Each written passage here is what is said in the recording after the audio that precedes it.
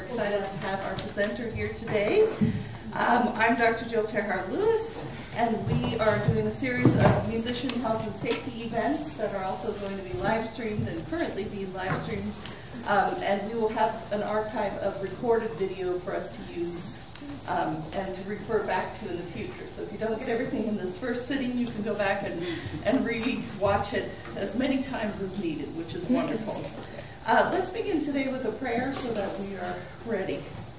Dear Lord Jesus, we thank you for this opportunity to learn here in this environment, and we hope that we are open in our minds to hear this new information and that we can digest what's being given to us and use it to become better and to better ourselves, to be better for you, so that we can be using our gifts to glorify your name. In your name we pray. Amen.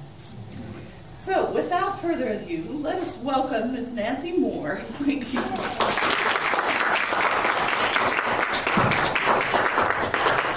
Yeah, and I thank you so much for having me here. I've really enjoyed getting to be a part of this.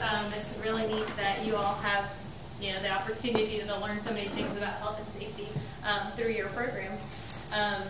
As she mentioned, my name is Nancy Lorena Moore. I am a graduate intern with Counseling Services. Let's see. Yeah. And today they've asked me if I could just provide some helpful tips on stress management, which, as you all have already kind of mentioned, we've all kind of experienced a little bit of stress today. For me, it was thinking I was supposed to be in a different room and then realizing that it wasn't here. So thankfully I made it, and no worries. But so just thinking about stress management. I know some of you all were here attended the panel on Friday, and I briefly touched on some of the topics that you'll hear about today. So I'm just kind of expanding on that a little more, providing more practical tips, and then it'll be kind of open, so we can also talk about some of the, if you guys have any questions or anything like that, feel free to ask. So to get started, thinking about stress, right? Okay, so you all are college students, and stress is a very common experience for people who are in college. It's a very common experience for people in life. We all experience stress. According to the Center for Collegiate Mental Health, in 2017, 45.5% of students who sought counseling services, they reported stress being one of their concerns. So it's, most of you, if not all of you, have experienced something stressful in your life. And even thinking about the topic of stress may be stressful for you. So don't worry, we'll talk about how to manage all that. So it is important to learn how to deal with it. And I also mentioned this on Friday for those of you who were here. And for those of you who weren't, I'm just going to kind of quickly talk about it. But stress and anxiety are both words that in common, everyday language we use kind of interchangeably. But for people in the clinical world, we recognize stress and anxiety as two separate things. So stress being the physical and emotional response to environments that require change, so the body's reaction to the situation. The physical, mental, and emotional adjustment that, is required to respond to stress.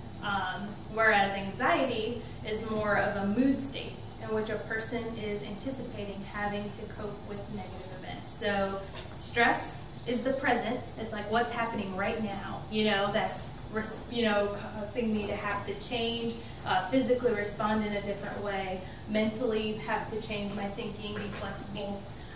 Whereas anxiety is the, future, like concern about worrying about something to come, most likely a negative outcome. So can anyone think of an example of a stressful situation, a stressor? Oh. Today was stressful. Yeah? Because I was just completely out of whack. I missed the class, so I knew I had a test today, so I was like, that's wonderful. prepare something for another class. So it's like, pretty much a failure at the school thing. So I was just like in the bathroom, like stop. And I'm just and Lord, please let me pass. I just want to be a good person and make money to provide for my family. Right? That's all. So. Yeah. So you expressed stressor, right? The reality, you missed class, you had tests that you didn't know about, all these unexpected things, but you also expressed anxiety. You expressed I'm a failure, I just want to provide, like future stuff, right? It's like you go through, so yeah, well, thank you. What's your name? Morgan, thanks for sharing. We're going to test our physical reflexes, and don't worry, I'm not escalating. Okay. Anyone else have an example of stress? I don't know about everybody else, but performance class is pretty stressful. Standing up in front of everybody, having to stand up. And me personally, I actually don't freak out before the performance. I freak out when I'm there. Like before, I can take a deep breath and be like, okay, it's going to be fine. I know my words. I know the song. It's going to be okay. But when I get on that, get up there in front of everybody, suddenly that's when the stress comes. And it's like, oh my gosh, I've forgotten all my words. I've forgotten my cues. I forgot what note I start on. It's just so stressful. Yeah, so it's like all the eyes get on you, and all of a sudden mine goes blank, and it's like, I have no idea what's happening right now. Turn around. Yeah, well, and what's your name? Allison, thank you for sharing that. It sounds like a lot of you know where it is. I made it worse. It's harder than it looks. It is. It's a lemon. It's a lemon, yeah. Oh, But yeah. No, thank you for sharing. That is definitely a hard one. A lot of people experience fear of public speaking or performance, like the reality that like judgment is coming in a way, like in a sense, yeah, for sure. Anyone else? Having too many tests and assignments within the same week, and it's all due at one time, and you have work in the afternoon, and it's just a big fat mess. Yes. And managing that is really hard. Yes, when you have all these different places you're being pulled to, you're like, there's no way I can mentally think about all these things and be ready for Exactly. all of it. Yeah, for sure. What's your name? Anna Claire. Anna Claire. Okay, nice to meet you. Here you go.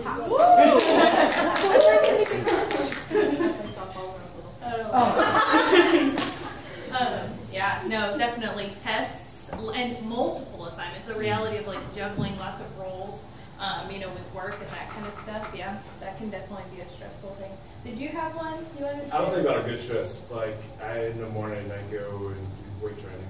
Yes. And I'm physically stressing my body, but in a good way. Yes. To get through the day. Yes, that's right. Strength training is definitely one of those good stressors. Yeah, no, for sure. And what's your name? JC. JC. Nice to meet you, JC. Yeah. Woo, quickness. There you go.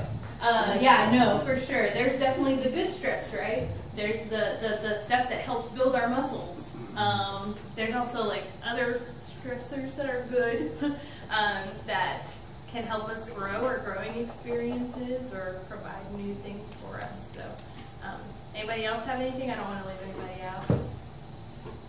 I have an anxiety.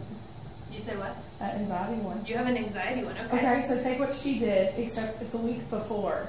And you know that you're going into your lesson, your teacher's going to be like, you are performing next week. And you're like, it's like you don't even want to go in lesson because you're like, I know I'm going to perform next week, but I know that it's not reality until he tells me I'm going to perform. And so it's like, So if I avoid the class, I won't have to deal with the which I reality can't of do. upcoming. Can't do that. That's right. That's right. You can't. That's right. Well, what's your name? Caitlin. Caitlin. Nice to meet you, Caitlin. Oh, you got it. Yeah, that's right. Yeah, so all those definitely anxieties, stressors, natural stuff of life. Just to kind of share a good stress. people have found that getting married can be a good stress. Getting a new job, even though you may be getting more money and it may be the best job, like a new career, you know, like, and you're like, it's your dream job, it's still considered a stressor in our life because it's requiring, you know, us to respond to a change.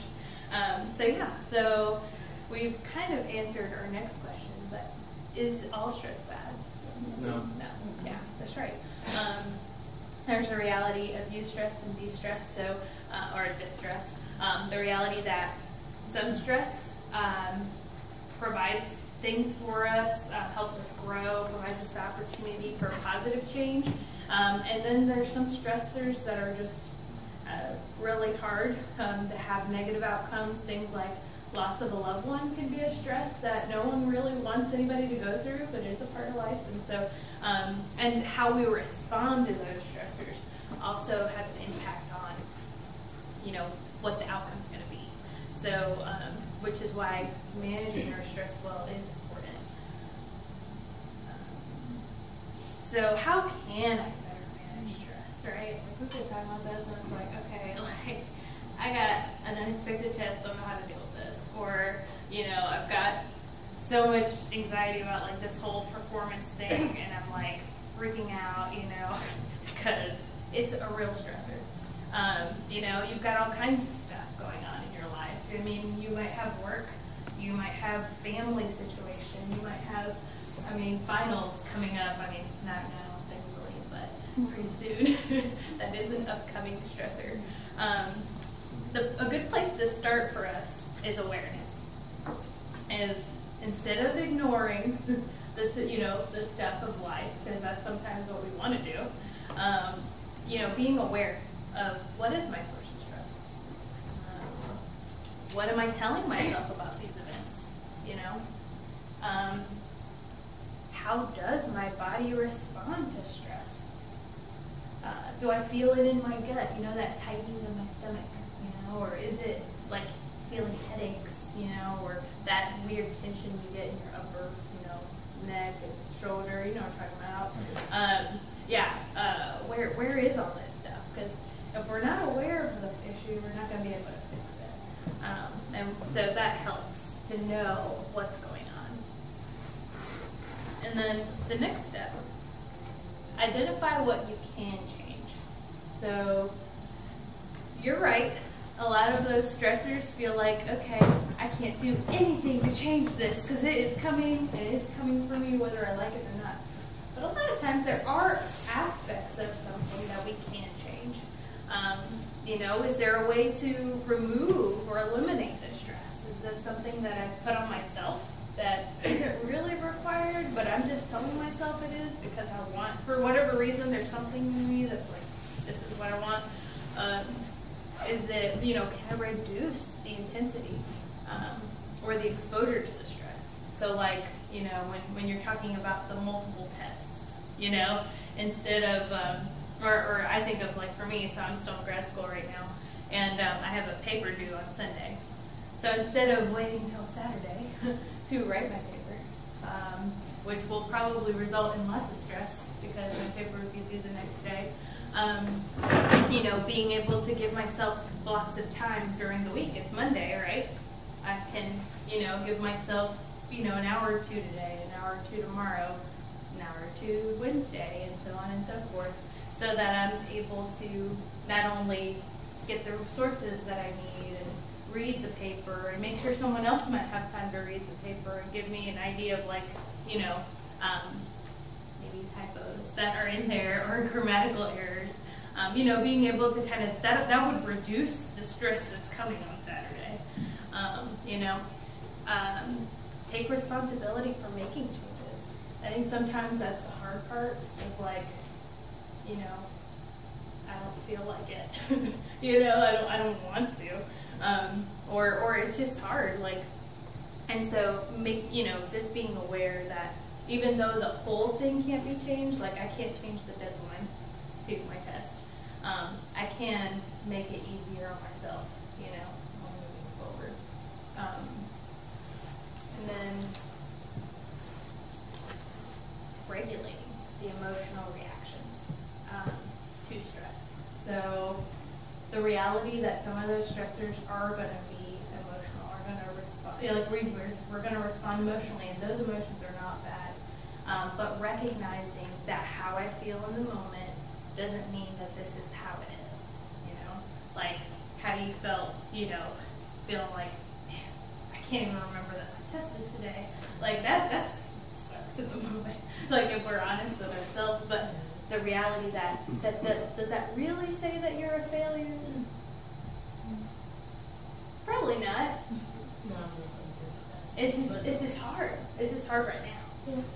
You know, because it's like, because you've got some time to work on some more assignments, get some more stuff going. So it's not the end of the world right now, but it feels that way right now. And so, like, putting the situation in perspective, like recognizing, okay, this may be the situation, and how it feels is like it's all encompassing because I'm right here with it.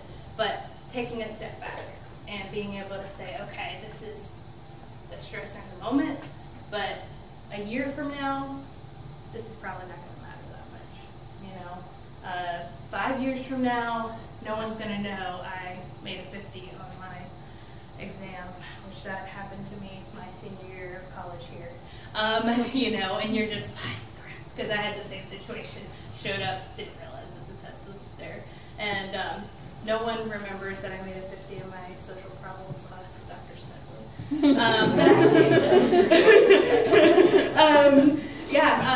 Changing your thinking. You know, recognizing. You know, how am I talking to myself about this? Like, what's going on in my brain? It's interesting too, thinking about thinking, because. Even God, like, concerns himself with what we think on. In Philippians 4:8, it talks about, you know, what to think about. You know, think about what is true. Think about what is lovely. Think about what is pure. It talks about in Isaiah how he gives peace, you know, like he whose mind is fixed on him, right? He gives perfect peace to. And even in science, like people with, you know, like CBT researchers have found that the way we think impacts how we feel and impacts how we respond to things, how we act and behave. So being aware of those things and evaluating our expectations. You know, are my expectations realistic? You know, am I expecting, let's say, the performance that's I'm about to do? Am I expecting everyone to stand up and applaud and awe in the room, or you know, is it okay if, like, I got the song right, you know, I got the lyrics right, you know, or whatever. I don't know. I've never actually had to sing in front of anybody. Praise, that would be a hard thing for me. But you know, like, what are my expectations? Is it okay to just get through it, or you know, and you know, obviously I have practice, but you know, that kind of thing.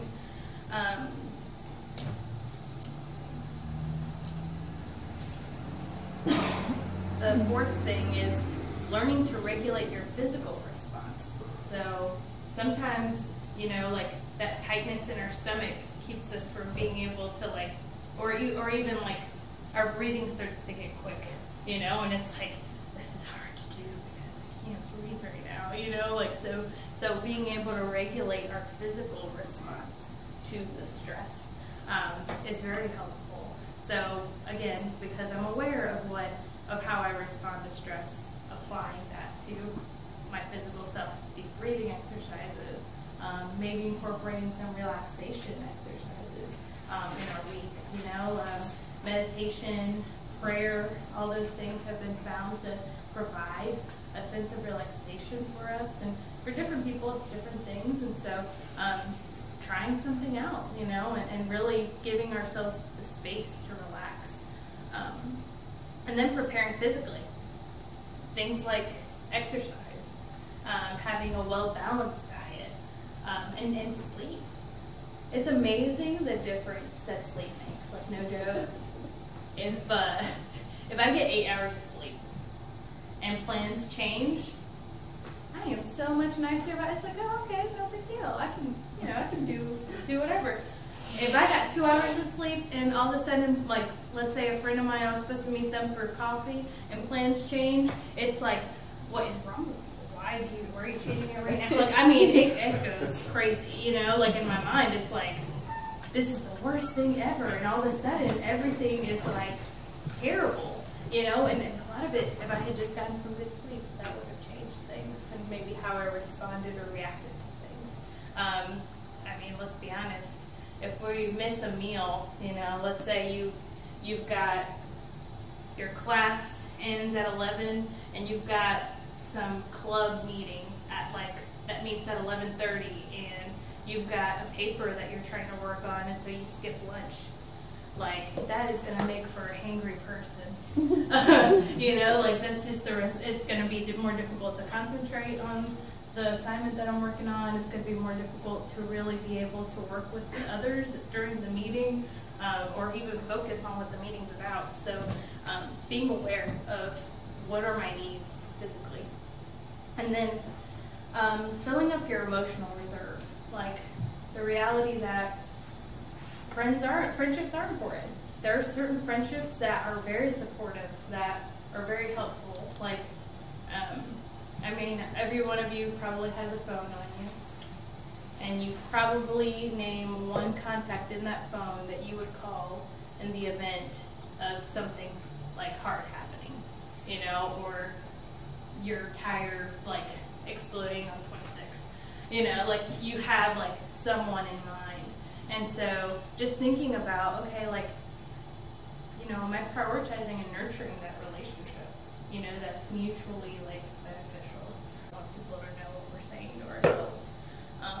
You know, and so just thinking about, okay, well, for Christians that, you know, they use the word grace a lot, giving ourselves a little grace, because sometimes you just, I mean, you know, being kind to yourself is helpful to be able to move forward when stressful situations come up. But yeah, and I know that some of this stuff is hard. You think about changing your thinking. Oh, that sounds so easy. It's not. It's not. That's why having other people in our lives is helpful, because, you know, sometimes the other people can help provide the perspective we can't see for ourselves, you know. You know, and for some people, we don't have those people right now. And so that's where, you know, having mentors, teachers, for, you know, counseling services is beneficial. So can anybody think of a way that they manage their stress that has been helpful for them? Prayer. Prayer? Yes. Yeah. I will stop everything to pray. Yeah. No, that's a good one. Right. Everything now. So I can check all Mm-hmm. No, that's true. Writing things down, because let's be honest, our brains do not remember all that information. Yeah. And what's your name? Grace. What is it? Grace. Grace. Nice to meet you, Grace. Okay. Did you have your hand up? Yeah, I walk. It helps to clear my mind. Yes. Stressing about something. Just clear things. Mm-hmm. Oh, exercise provides a great opportunity. One, walking. Also, if you have issues with breathing stuff and you know, wanting to help regulate your breathing, things like walking, running can help in that process. The endorphins that you get from it, it clears your brain, it clears your mind. Yeah, let's go on. Oftentimes when I am working on something that's really stressful or hard, like when I'm working on a session planning for a clinical, or if I'm working on writing a paper for a class, in the middle of things when I'm super overheated and overwhelmed, I just kind of say, okay, I need to take a break and do something that's fun and relaxing, I'll watch TV or read an article on my phone or something. Yeah, yeah. I mean, and it kind of it's relieves the overwhelmingness of it. Mm-hmm. It provides you that 15. It's amazing how even a 15-minute nap sometimes. It's so all of a sudden you wake up feeling better. You're right. What's your name? I'm Ryan. Ryan. Nice to meet you, Ryan. My boyfriend, he lives off campus, and he has 5 cats in his house. Mm-hmm. So whenever I'm really, really stressed out, I just go to his house and sit on his couch with all his little cats. I just play with his cats. Yeah. I know that, you know, on the surface it sounds very weird, but it's I'm 3 hours away from home, so I can't play with my dogs. So I play with his cats. Just animals kind of de-stress me because they're just so chill. Definitely. They just provide, you know, this, nurture, like this, like cuddle time, like, oh, like I don't have to worry about anything with you. You're not gonna I'm judge just gonna me. pet you for right now, and you're just gonna lay here. It's gonna be fine. Yeah, pet therapy too is a legitimate, thing. Yes. Writing a journal. Yeah. A lot of times, like that just kind of helps provide a way out. Like, get all those thoughts out in paper. See 'em. What's your name? Anna Marie. Anna Marie, nice to meet you. I'm gonna give you in the back. You can listen to music or like hang out with like friends. Mm-hmm. Oh yeah. To like get like positive vibes. For sure, especially and sometimes being conscious of what kind of music. Because some music stresses us out. But yeah, some music can help relax us. Yeah, and for those of you in music therapy, you guys probably, if there's anybody in here in that, you guys probably. Okay. You're familiar with the effects of music on our emotions and our brain. So yeah, definitely a good distressor. And your name? Caitlin. Caitlin. Nice to meet you, Caitlin. Whoops. Well, sorry about that. I failed this time. And did you have something? Yeah, we talked about it the other day, but like I have used Headspace for like 2 months now, and I love it. It just gives you you can pick times, like if you have a 3-minute break between class, or if you need 20 to 30 minutes or right before sleeping, just take whatever time you want. They have different courses you can do, and just take a minute to breathe or meditate and do your own thing, and it helps a lot, to bring you down to earth. And it's really fun. Yes. Yeah, we mentioned Headspace last Friday. Mindfulness Coach. I think Pacifica was another one that helps provide tools for dealing with anxiety, stress, depression, things of that nature. I just like the cute little figures on Headspace. Yeah. They're really cute illustrations. They've got really good graphics. Yeah, they're just really cute. Definitely. Yeah. Hey, and I went to graduate school, and so I found it very stressful. I was kind of like your overachieving student.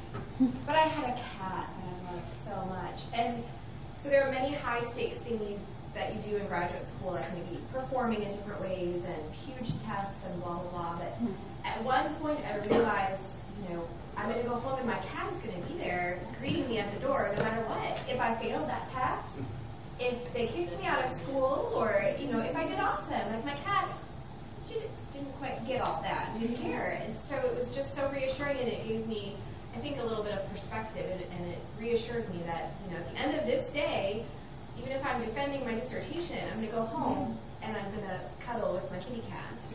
So you all, if you're in the dorms, can't have cats, I suppose, but maybe your mother or father or a Can't sibling. and won't are 2 different things. Anxiety pets or thing. But it helps you just have a... And I live at home. And we do have, during Stress Busters Week, we bring the dogs with we get those on campus. If you haven't gone to that event in the past, we usually do it during finals week. So, yeah, definitely. And what was your name? Dr. Sorrell. Nice. Is that okay? High pressure. Okay, you got it.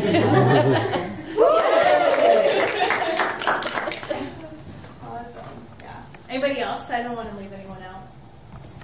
If you have something, go for it.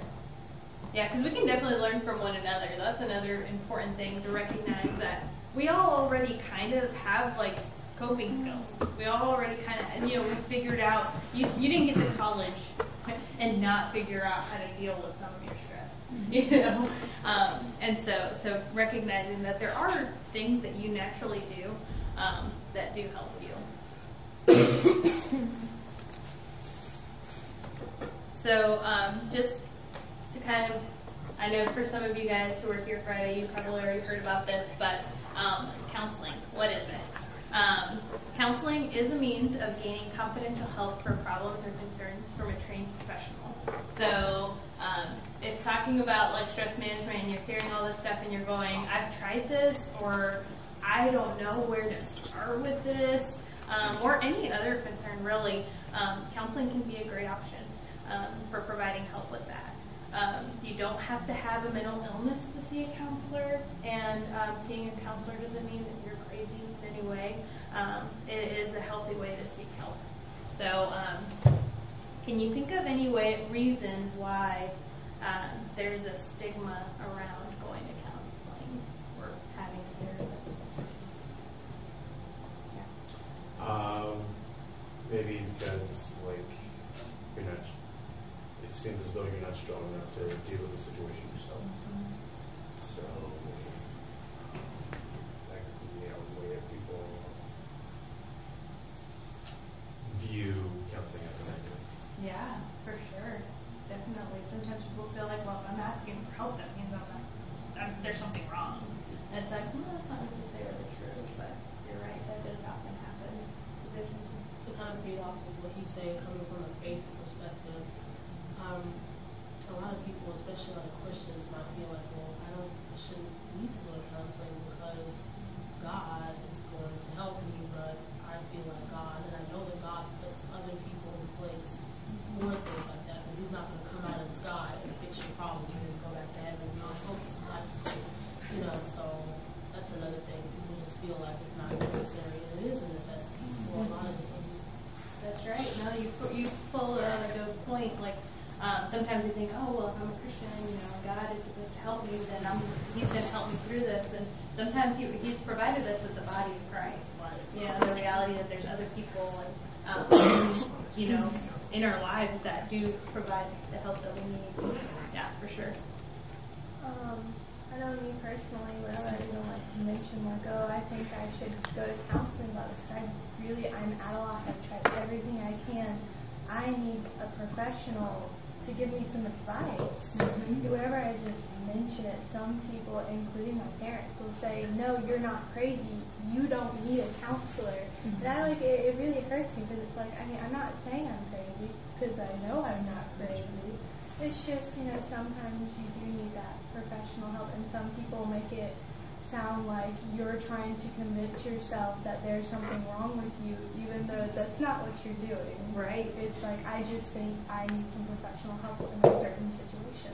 Correct. Yeah. Sometimes having somebody who's studied more about what are evidence-based ways to help with that situation helps provide new perspective. As a music therapy major, we're gonna have people coming to us for professional help, and not all of them are gonna be diagnosed with autism, anxiety, cerebral palsy, or just anything. Some of them will be typically developing people who just simply want help, and there's nothing crazy about them. Thank you for sharing. The other thing is, on the other hand of that, is that people have such a problem with being crazy. There's a huge stigma around mental health in general, and around having a diagnosed condition that just makes people kind of shy away from that topic and just not want to associate themselves with that topic at all. So, what if I go to the counselor and I'm told I have, major depressive disorder or bipolar disorder. Yeah, and the reality that there's nothing wrong with it, but other people may think that. And having to deal with that. No, for sure. That's a good point too. But it is healthy to seek help. I think most of you all realize that. And so just being aware that there are people who can provide the help you need. And can anybody think of maybe some reasons, and some of you guys have already mentioned this, but some reasons that people might go to a counselor? A death in the family. Death in the family, yes, great. Friendship that's kind of going all right. Oh yeah, interpersonal problems all the time. Help with planning. You said what? Helping with planning. Oh, for sure, yeah. I don't know how to plan. Maybe I need to gain skills on that. Yeah, for sure. Anything else?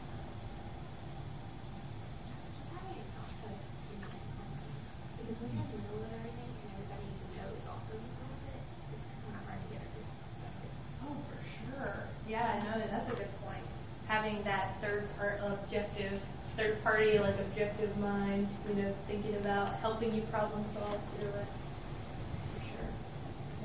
Thinking like, so like when you're feeling all these things and you're like, you question yourself because it is such a stigma, like, am I crazy? But getting someone to tell you you're not, this is normal, here's some ways to deal with it, and here's some ways to help you deal with this in day-to-day life. Like, it's just, it's awesome to get that feeling of, I know I'm not different or crazy because of this. Or even the relief of if, let's say I am bipolar. Yeah.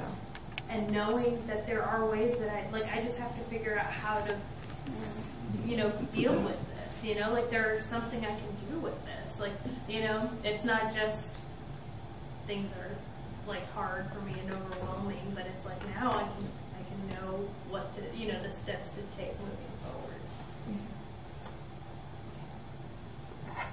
Yeah, so you all mentioned a few academic, like, you know, concerns about reaching academic potential can be something, concerns with alcohol or drug use, any, like, you know, issues of anger, yeah, all those things, maybe self-esteem concerns, all those things can be reasons that someone might go to a counselor. So, as I mentioned, you know, I work with counseling services here, and that is a service provided free to all students. So if you do ever want to seek, you know, a counselor, we're in Russell West in the 2nd floor, and we're open from 9 to 5, Monday through Friday. You can call, check out our website, and, you know, let's see, the director is Kimberly Perkins, and we have, I guess, 5 counselors total. So Dr. Frank Budd, he is working full-time with us, and then we have interns like myself, and Rico Hall is there as an intern, and John Carabies is the new intern with us. So feel free to make an appointment with them.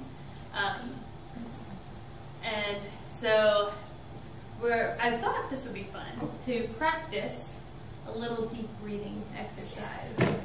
Okay, and so here's something I've started doing that, and you know, you all forgive me because I don't know all the terminology for music, but so back in the day, I played the clarinet. And when I say back in the day, I mean elementary school, so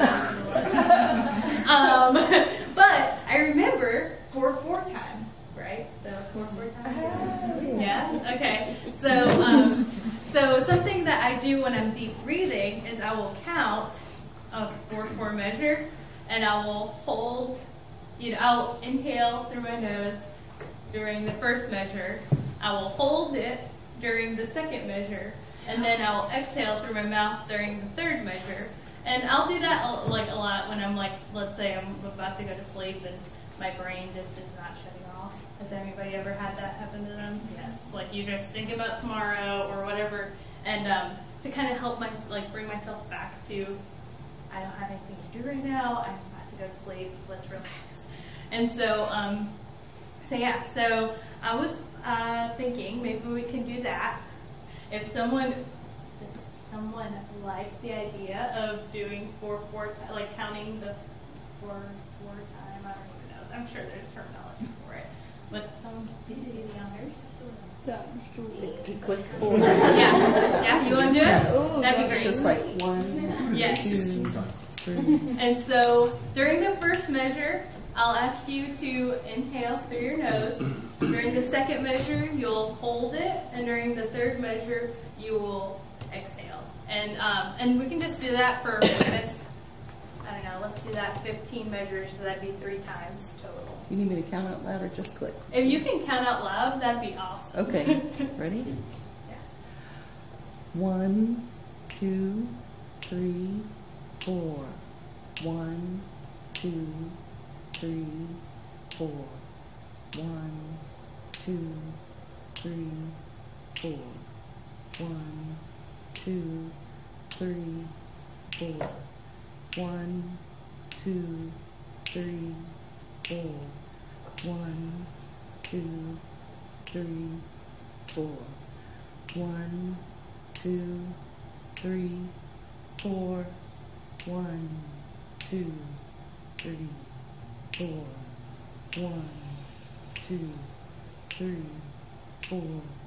1, 2, 3, 4. Keep breathing. But yeah, if maybe you don't have headspace, or maybe you don't have a particular routine you do with your deep breathing right now that works, maybe having like that that measure in your mind, and using that as a way to help you count out the breaths, so that just kind of provides that groundedness, that present moment experience. And also, just don't be afraid to. Sometimes I've noticed this with deep breathing exercises is people don't want their abdomen to go out, like to expand. We're used to carrying it like more on the tight end, and so don't be afraid to let your abdomen expand if it needs to. Like while you're breathing, it's helpful. It's relaxing. It helps. So just let it, helpful tip. What did you say? I said just let it hang out. That's right. There you go. But yeah, so if you are interested in let's say you're you've been talking about a lot of things, some of that stuff I'm like, I've tried it before, or I'd like to put together a plan for myself with dealing with stress, feel free to email me. My email's up there, or call us and speak to a counselor, whether you feel more comfortable with someone else. But yeah, anyways, so I just wanted to put that out there. But yeah, do y'all have any questions? Yeah. How do you encourage somebody if you think that counseling would benefit them? How would you recommend approaching that? That's a hard one, because yeah, definitely counseling is beneficial, but it definitely has to be like my choice. It's most beneficial when it is my choice. Sometimes, talking to someone about it from, letting them know, I care about you, I've noticed this, and I thought this might be helpful, and putting that out there and kind of letting them process through it, and whether, and letting them, letting that be, it's like whatever you choose, I'm here for you, but here's something that I thought, might be beneficial. And that's the main way I would say, just making sure that they're aware that you care, and that's where you're coming from. Yeah. Any other questions, thoughts? Yeah? I have a statement to kind of go with that. I've done counseling at CSU, and what helped me was I spoke to a friend who had done it and told me how good of an experience they had had, and so that made me want to go. That's true. And for sure. take time for myself. But yes. Being able to say, I've been there, had the help, or, yeah, for sure. Yes. And obviously you're a student in counseling. I don't know if you're required to receive counseling. Some people find it funny that music therapists are required to have counseling themselves as part of their degree. So you all are going to go on to help others. And receiving counseling can help you in your future self to be a better counselor. And I think music and worship leaders, that can be true in music performance. You don't know exactly where your life will take you or what context you'll be in. And you might be able to then use some of those skills so that the benefits can be far-reaching. Oh, for sure. And even my program doesn't require that I go to counseling. I know when I was in my undergrad here, my professor highly recommended, I was in a psych program, and so highly recommended, hey, if you're considering ever working in, a helping profession, counseling would be a good experience. First of all, you'd understand how a future client might feel being on the other side, but then also, the benefits that it can be for you, like how beneficial, providing you with tools and helpful ways to deal with stuff going on in your own life.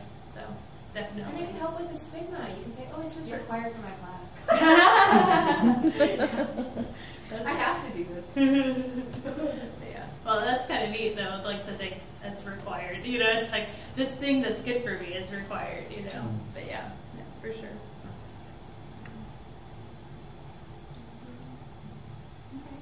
Well, let's give Nancy.